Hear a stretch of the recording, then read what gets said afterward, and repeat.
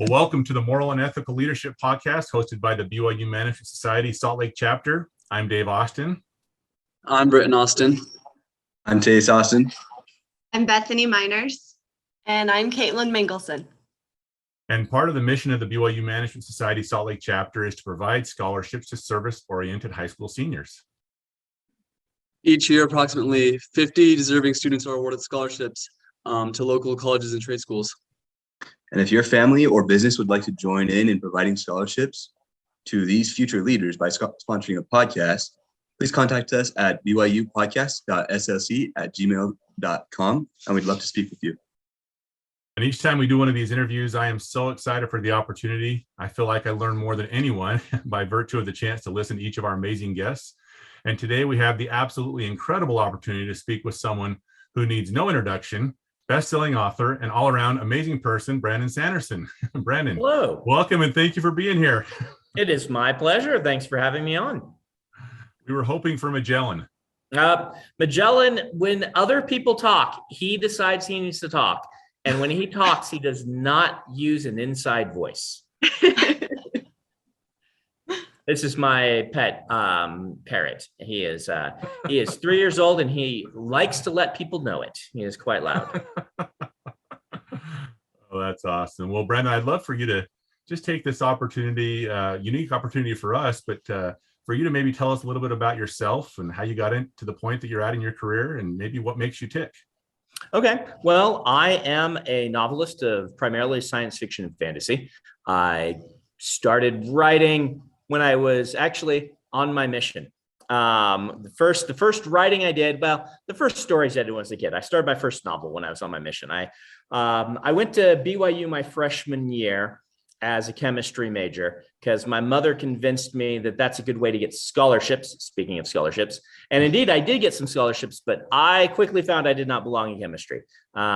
They wisely put you in weeder courses your freshman year to say, hey, is this what you actually want to be doing for the rest of your life? And my answer was no.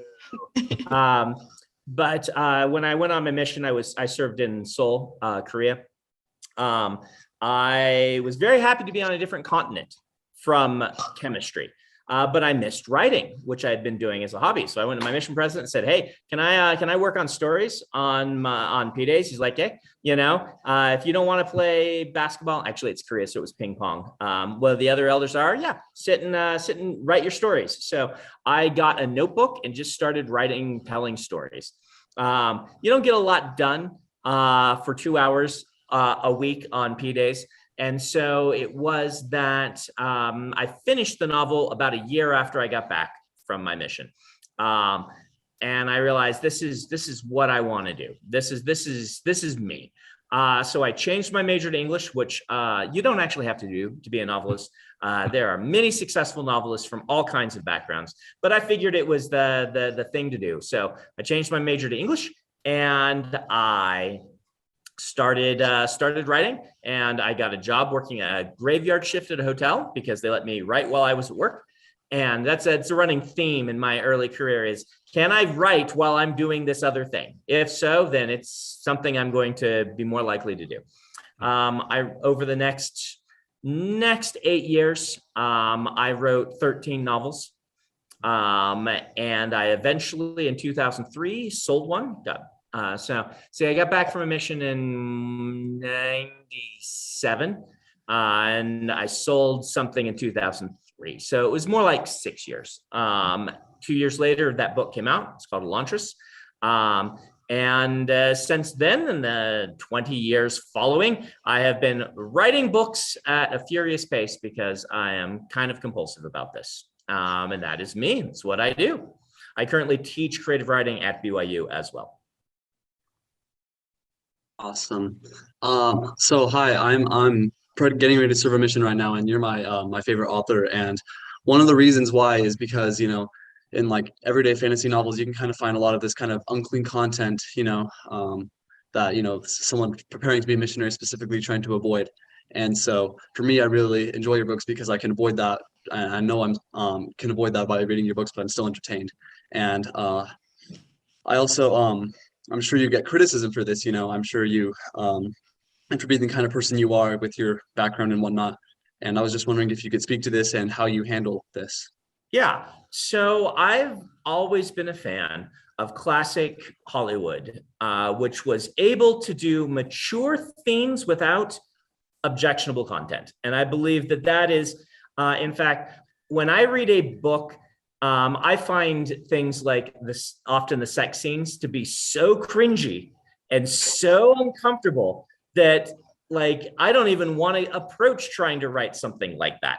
And even the best writers, I feel like these are things that a fade to black is just so much more classy, and it doesn't, like, we've accidentally, maybe not accidentally, but we've unfortunately conflated mature themes with mature content in our society, and I don't like that. Excuse me. I think you can do very mature things, and I try not to shy away from them.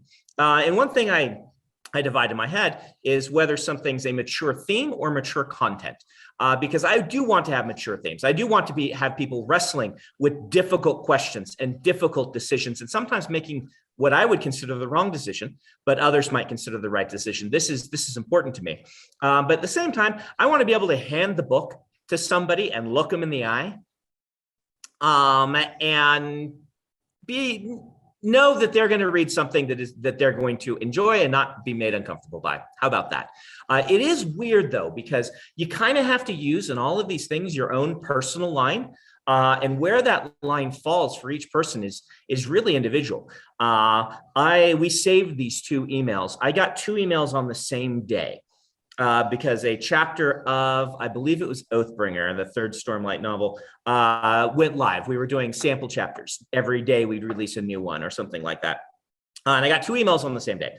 One was from someone who said, why do you so artificially avoid sexual content in your books?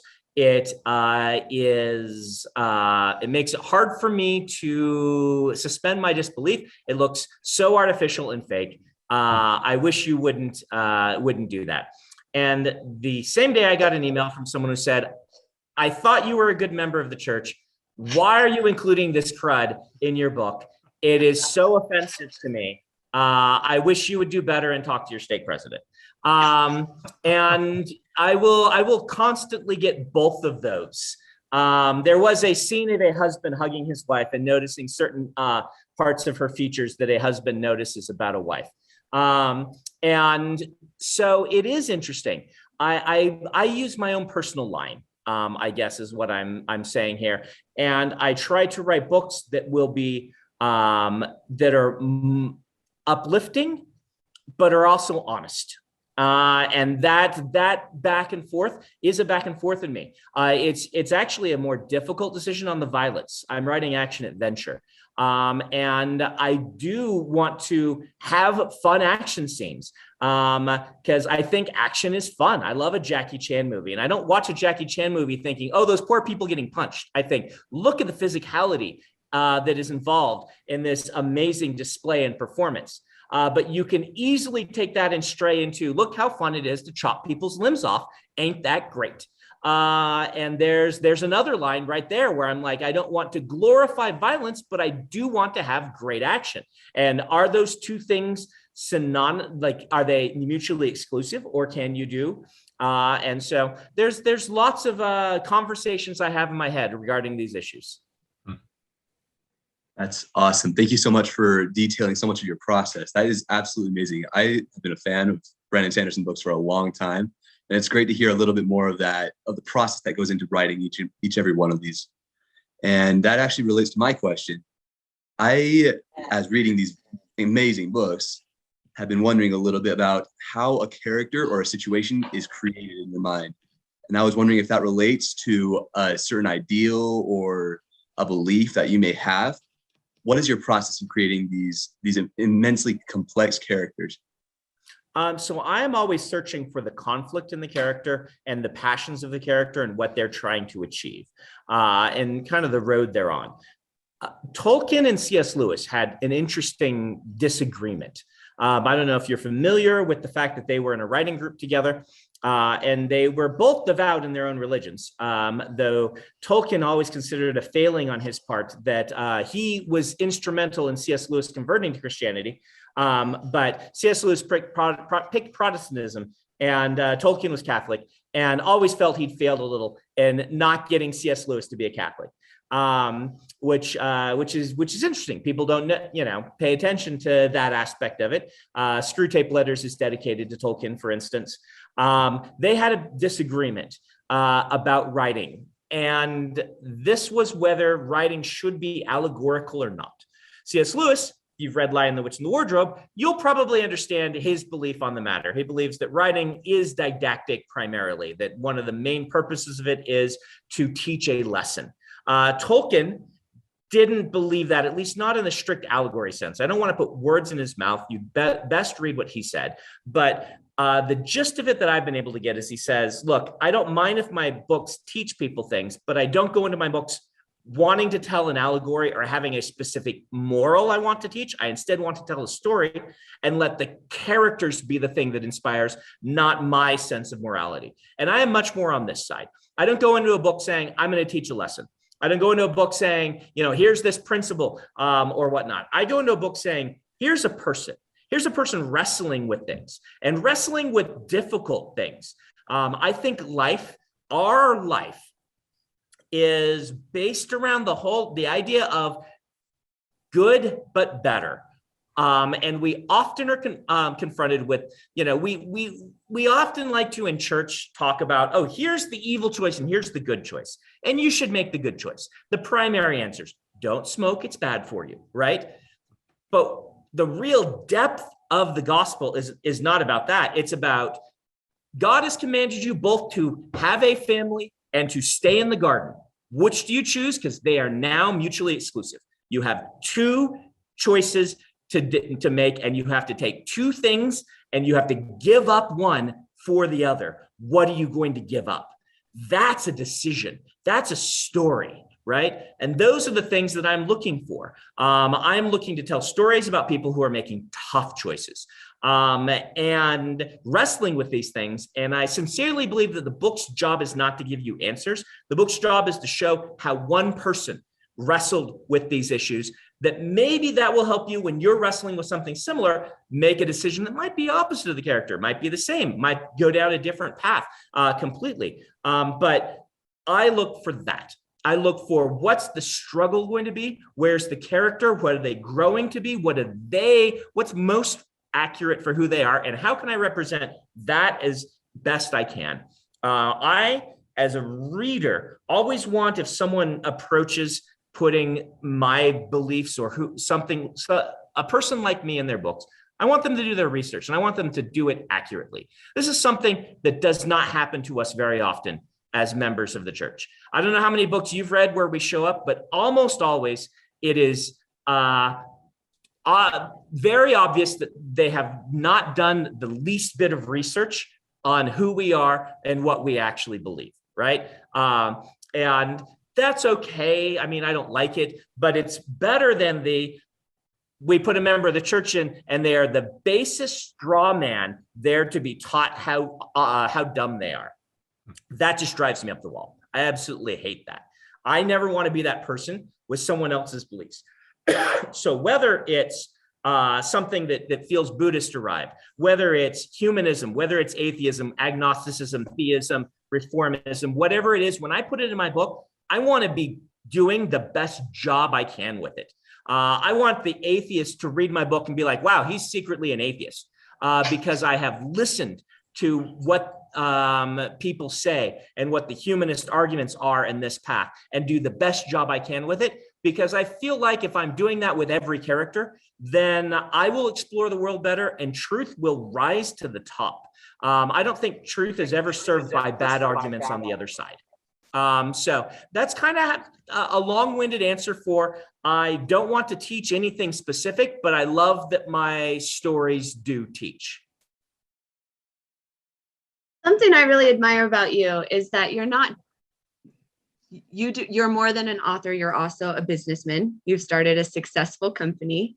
And I have noticed that a lot of your core team at Dragonsteel is made up of people that have been a part of your life for decades now. Some of them all the way back to your time at BYU. And Most of them. Yeah. was curious, what values do you promote in your company that has encouraged these very talented people to want to stay with you and to continue to work with you throughout the years? Good question. This is very appropriate for this podcast. I don't get to talk about this aspect of it very often. I'm the only author that I know in the entire world who has an HR director.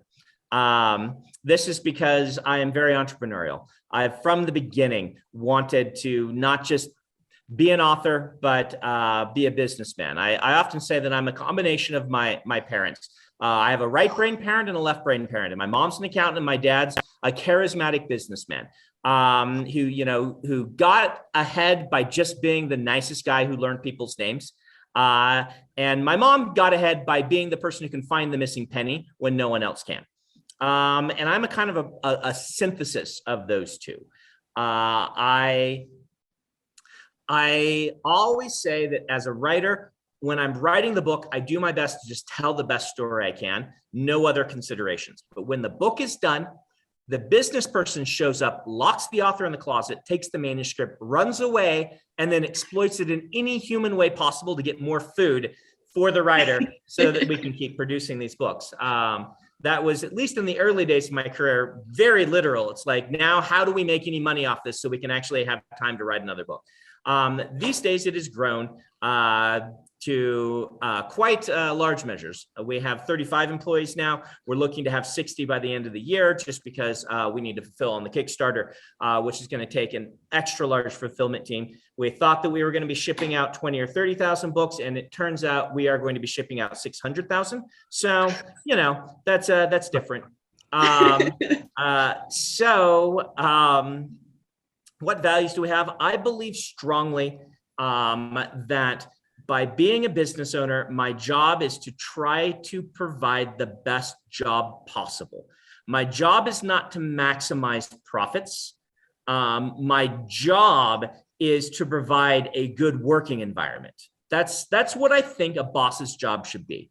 And I think we've lost that in the era of large corporate, stockholders and things like this. I believe in kind of the old school mentality that my employees, I'm asking them for their lives. And so I should, in return, express my values to them. For instance, I believe that if you're going to hire someone and you believe the church's teachings that, people should be able to spend time with their families, and that when children are young, it's best when one parent is in the home, that I can't in good conscience pay less than what a living wage is for a single income family of four. And so we looked up what that is. And if you're working for me full time, I can't pay morally a wage less than that. In Utah, it's about $26 an hour is what they say you would need in order to support a family of four off of one income. And if I feel like we've lost track of that, right? It's so easy to not look at the people and just look at the profits. And it's so easy to be a CEO and not say, oh, I believe in these values, but then not do anything about it. And I think that's a little bit of moral corruption entering our society. And so I make sure that we have a minimum there. And then the other big thing that I believe in is that people do better when they have ownership. And that everyone in the company, even in a small company like mine, should participate in success and have a % of profit-based bonus. And so whatever level you are in my company, you are going to get a bonus based on how well the company did the previous year. And when the Kickstarter, when we have a Kickstarter of this level, it turns into a $50,000 bonus for everybody in the company, right? Like if I do very well, they should do very well. And these are sorts of things that that are ideals for me that I wish were more strongly expressed in our business culture at large, even though it's a bad idea strictly business-wise. I always think back to when I heard President Faust once in a priesthood session get up in priesthood session in the early 2000s and look at the crowd and say, pay off your home. And he said, this is against the business advice of investing the money that you could have done to pay off your home. You will earn more money by not paying off your home. And he says, I'm telling you, and I'm paraphrasing President Faust here, it's been 20 years. I'm telling you that paying off my home, this is still him, was the best decision for bringing peace of mind and security to my family that I did financially. And I'm recommending that you do that. Bad business advice, good spiritual advice, right? Even though it has to do with money. And I think that as members of the church, if our spiritual side is not influencing the way we create our businesses and specifically our payment policies and things like that, then why are we even members of the church if it's not changing our behavior? So anyway, that's me ranting a long time and what might be a controversial topic. But I find it hard to believe that we should be paying people as little as we often are. Thank you for sharing that. I think that that's very indicative of the type of leadership that you're bringing to your company. I've also noticed in your books, so many of your characters are these great leaders. Sazed is a great leader. Kelsier is a great leader. Kaladin is a great leader. Who would you consider your models for leadership that have helped you develop these qualities in yourself and have informed your writing these characters? Yeah. So I read a lot of books and I kind of learn from a lot of different people. I like learning from Caesar, though he was not a very good person. And I like learning from Churchill. I like reading what everybody has to say and doing my best to kind of pick different philosophies for each character. Spiritually, I would say King Benjamin is one of my favorites. In fact, if I'm going to pick a favorite section of the Book of Mormon, it's Mosiah, the early chapters of Mosiah, right? Because King Benjamin's speech is deeply influential to me. A lot of people ask what specific things from my religion have ended up in the books. There's not a lot that I've deliberately done. There's obviously lots of unconscious things. But one of the deliberate ones is that the Way of Kings, the in-world book, is based on King Benjamin's speech. I consider Noah Don, who's the author of that book, to be a King Benjamin analog. And that's one of the things that I can point to and say, yes, that is a direct influence. And what the Way of Kings is a kind of book-length version of King Benjamin's teachings with lots of parables in it. And so I would say that there are tons, and it's nice because one of the things the church does is it forces us to take leadership positions early on. You know, you got to be the deacon's quorum second counselor. You're 12. All right, let's go with it. And these are things that you learn very early on: public speaking and being a leader and having to teach. You just got to learn those skills as members of the church, and they have all served me extremely well in my job. I wouldn't have thought that I would need public speaking being a writer, but the amount of public speaking that I do and that I need, and I can trace that back to, having to speak in church as a 16-year-old, right? I mean, no one wants to speak in church when they're 16. No one wants to speak in church pretty much ever if you talk to most people. But you learn it. You learn how to teach somebody a principle, and writing is all about conveying ideas clearly. And so a lot of this just kind of I picked up seeing how when my dad was a high councilman, how he did things, when my uncle was a bishop, how he did things, how, when I was in a elders quorum presidency, how we did things. And I think that helps just a ton. Brandon, do you have time for one more quick question? I do. And we can edit this out if you'd like, but I just had this thought and I just wanted to ask you, because you're an author, you get the church, obviously, Joseph Smith gets a lot of criticism for writing the Book of Mormon. And I'm curious if you've noticed anything in the Book of Mormon and how it's been written, how would Joseph Smith write that as a 14-year-old or as an 18-year-old? How would he do that? And are there, in other words, when people say, well, that was Joseph Smith, that wasn't divinely inspired, if you have any thoughts on that from an author perspective? I don't think I could have done it. I find the Book of Mormon to be a very powerful book in a different way than the stories I write are powerful. And I try not to focus too much on the on textual proofs. I don't think they get us very far because my testimony is based in the Spirit. And so I haven't spent a lot of time saying, oh, there's a thing that is proof that this couldn't have been Joseph Smith writing it, right? I do think that keeping track of that many names, places, and all these things is extremely difficult. And people would have noticed the mountains of notebooks that he had keeping track of all of this if he were doing it in a traditional fantasy author sort of way. I can only do it with a 400,000 word wiki, right? And I still get a ton of things wrong that I have 50 people read a Cosmere book after I finished it to find all the continuity errors and bring them to me, right? But I don't like to focus on that stuff because saying, my testimony is tied to this, I think is a false way to approach it.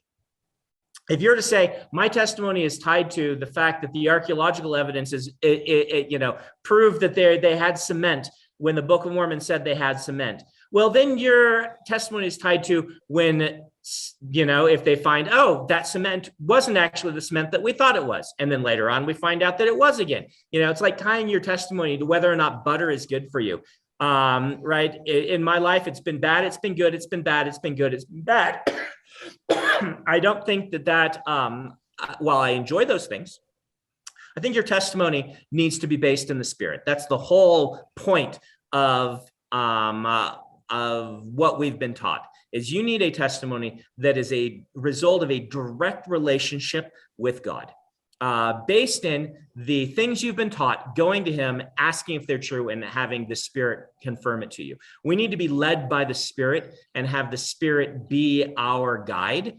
And so while I find these things fun, I don't look at the Book of Mormon and say, could a fantasy novelist have written this? You know what? Because I think that misses the point. You know what? Maybe, I think it would be very unlikely, but maybe someone could just type, right? Or he didn't have a typewriter, but you know what I mean? And it turned out all right. There's the whole monkeys and Shakespeare thing, right? Like if you tie your testimony to whether or not it could have been done, well, then you're ignoring the Spirit, because there are a lot of good books out there, right? Could the Quran have been written?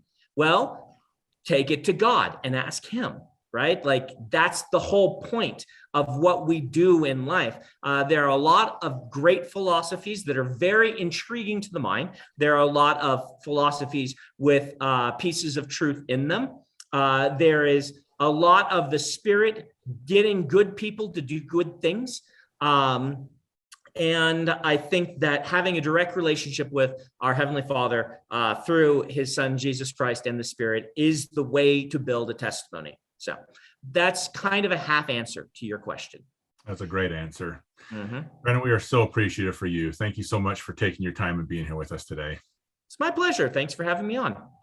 And thank you to all of our listeners. We'll be back again next month with our next episode of the Moral and Ethical Leadership Podcast. Have a great week.